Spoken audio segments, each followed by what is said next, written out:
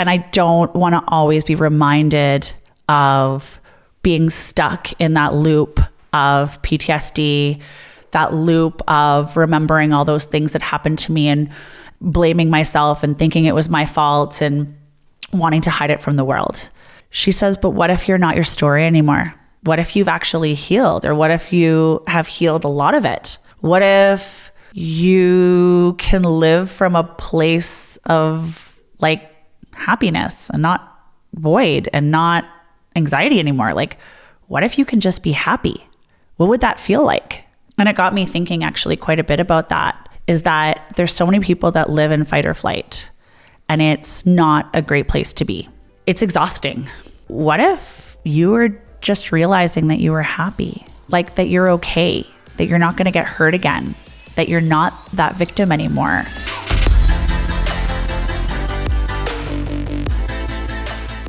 Hello, and welcome to Beyond the Black Belts podcast. I'm excited to do another episode and explore some new topics and grow this community. This community is making me feel like I'm part of something amazing, and it's been really nice to hear everyone's feedback and their stories, and I'm looking forward to exploring this even more. If you're liking this podcast, please share, please like, give me some feedback, do a review, and let's continue with all of these amazing topics. So today we're going to be talking about something sort of vulnerable, something that my best friend reminds me about all the time and encourages me to continue to deal with and process and work through. And I'm very grateful for the reminder, because this is an ongoing challenge for me. It is when your story is no longer your story. I'll start with, I guess, the backstory of how I came to this point and how it started to define my life. So I have shared publicly and privately about sexual assault and trauma and abuse and chronic pain disorders, things that I've gone through, challenges I've gone through in my life. What I didn't realize was how I was stuck in a victim mentality, how internally my identity was, well, I'm the victim of sexual assault, or I was someone that was raped, or I was someone that was badly hurt and put into the hospital, and that I had had those particular challenges, and it was sort of who I was as an identity and who I was as a human walking the earth.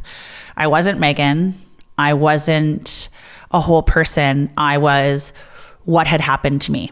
That story was genuinely what motivated me for an extremely long time. When I had actually realized that all the trauma and all the abuse and all the things that had happened to me were real and were affecting my emotions, were affecting my judgment, were affecting my reactions to people, to relationships, how I worked, how I related to others, how I always felt like I was in fight or flight, thought that was normal, didn't realize that it was a trauma response.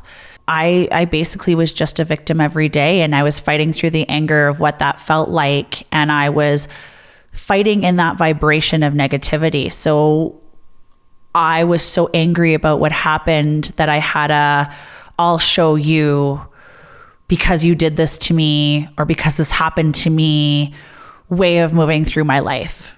I'm not embarrassed about how I dealt with this. I'm not embarrassed. I used to be embarrassed, very embarrassed. I used to feel a lot of shame about it.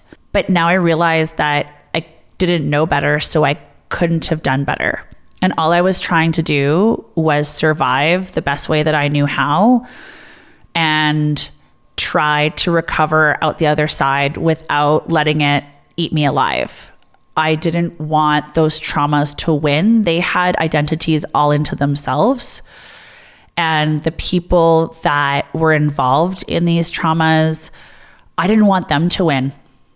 I didn't want to be the one that sort of died on that sword. I wanted to be the one that kind of rose from the dead and said, oh, you tried to hurt me? Well, I got bigger and stronger and I did more things and I'm better than you. And you tried to repress me and put me down and it didn't work and good try. And that was like a pretty negative mindset, actually. And working from a place of not like vengeance and revenge, because I never wanted to hurt them. I just wanted to overcome it so bad because it gave me a sense of like winning and maybe martyrism. I don't even know. Is that a word? Maybe. That I could never really think about the fact that I was giving so much power away and so much emotion away. And I was letting anger control and rule everything. I had such a lack of patience. I had such a lack of understanding. I was such a people pleaser. I never told anyone when I was hurting. I was never telling anyone when I was having panic attacks or when I couldn't sleep at night or when I was self-harming. I thought that was a huge weakness. And I thought that as a victim, this suffering was part of all of it. And I had to suffer quietly because that was my identity of victim. And if I needed to get over this and I needed to win and I needed to be better and I needed to just show everybody that they didn't do a good job hurting me, that the suffering was just completely part of it up until the other side. I didn't want that identity anymore. It was eating me alive. It was keeping me held back. It was preventing me from sharing and connecting and being authentic. I was like this weird version of myself that I thought people wanted to see and hear from.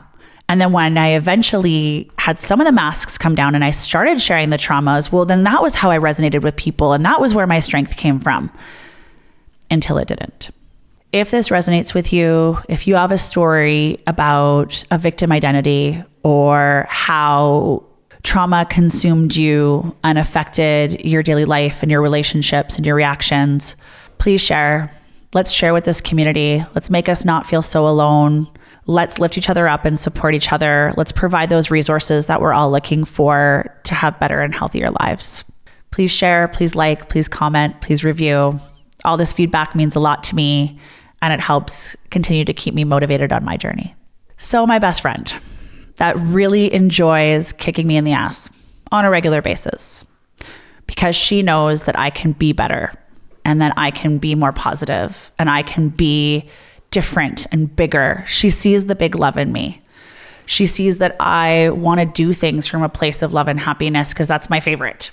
Love is my favorite. Happiness is my favorite. Care Bears are my favorite.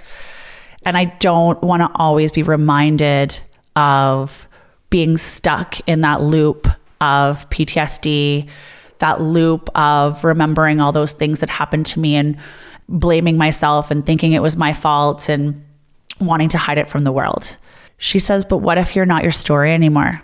What if you've actually healed? Or what if you have healed a lot of it? What if you can live from a place of like happiness and not void and not anxiety anymore? Like, what if you can just be happy? What would that feel like? And it got me thinking actually quite a bit about that, is that there's so many people that live in fight or flight and it's not a great place to be. And it's such a low vibration and a low frequency and it's exhausting. What if you were just realizing that you were happy, like that you're okay, that you're not going to get hurt again, that you're not that victim anymore, that you've grown to this place where good things happen to you? She reminds me to decide to live that way every day. And she says, you've been through the therapy, you've been through the energy healing, you've been through the community work, you've been through the sound bowls, you've been through the peer support, you've been through all of that. She's like, you're on the other side. You are now not the one that is the victim, but you're the one that's helping everyone else to see what healing feels like. All the work that you did in anger and resentment is now all of these cool skills that are helping other people to take back their power and to take back their personal safety and to see themselves as beautiful and strong and confident and educated and successful and appreciated and accepted. And I was like, oh yeah, you're right. That's all I want to be. And that's what I fought so hard to be.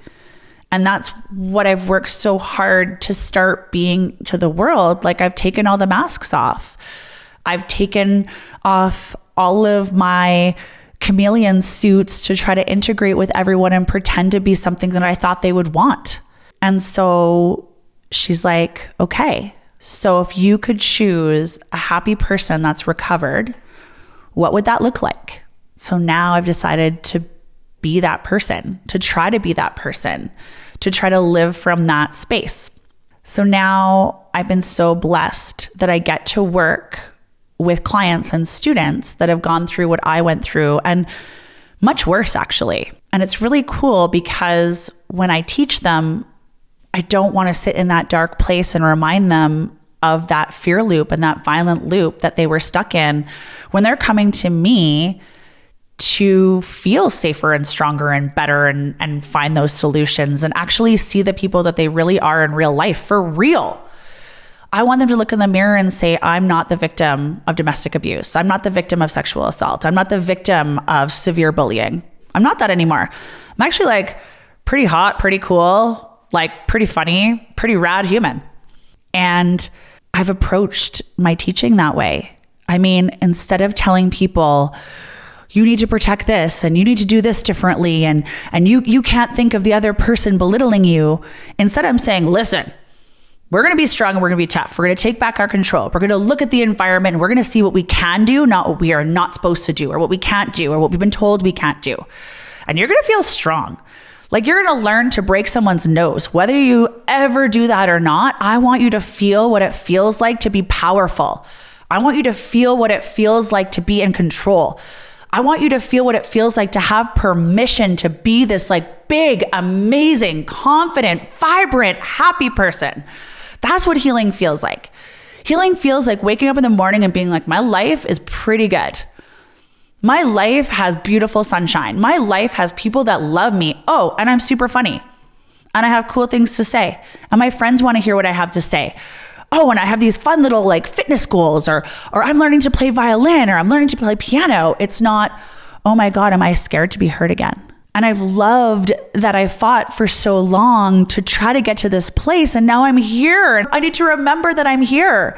I need to remember that I get to like connect with people that are looking for the same passion, that are looking for all of the beauty of the world, that are excited to be alive, not scared to be alive. This side of healing is the best thing ever. And I'm so glad that I got to experience what it felt to be stuck in all of that gross, dark energy and choose to go from the caterpillar into the mush, into the bright blue morpho butterfly that gets to fly everywhere and land on every flower that they want and fly to the mountains or fly to the ocean. And they get to run in fields and sing at the top of their lungs, and they get to hold people's hands, and they get to look for passion and connection and love again because they took back their power, because they know they're in control of their life now. They know that they're good enough. They know that they're safe enough. They know that they're secure enough, and they know that they have value in this world, and they're allowed to have value in this world. I think all of us, though, are not perfect. As we know, none of us are perfect. I'm not perfect. I'm so far from perfect. But if I'm focusing on what I've done to be happy, and the more that I can focus on to be happy and feel powerful in a non-belittling, but like a powerful in myself, like a powerful way of knowing I can accomplish whatever I want and feel whatever I want. And I can make choices that are the best thing for me, not the choices of survival. I think that we can continue to help and support everyone else around us. If we're being honest and we're making these choices and we're choosing to be healed, or we're choosing to choose healing, we're going to be those examples for others. If this resonates with you, tell me what you're working on. Tell me what you're trying to work through. Tell me the examples you've seen in yourself and others that have been inspiring to you. Tell me some of the ways you've gotten stuck. I'm always looking for different ways of thinking and believing and healing and feeling happy and problem solving. So please share, please like, please make a comment, and let's keep growing this community and this support together.